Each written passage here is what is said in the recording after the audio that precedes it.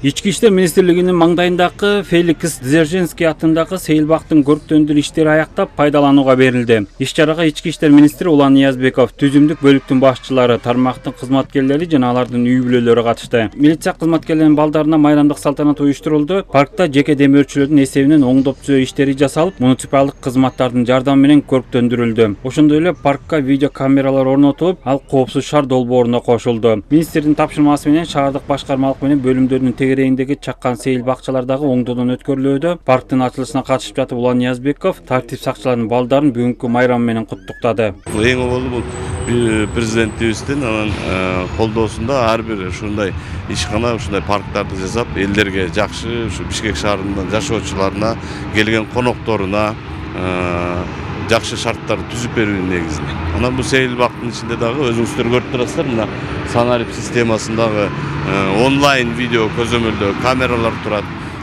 Коопсуз жайга айландыруу үчүн, коопсуз шаарга, коопсуз өлкөгө айландыруу үчүн ушундай санарип системасына дагы коопсуздук камераларын коюп, онлайн биздин ушу атайын көзөмөлдөө башкармалык бар, ошол жерге башкармалыкка келип түшүп турат бул маалыматтар.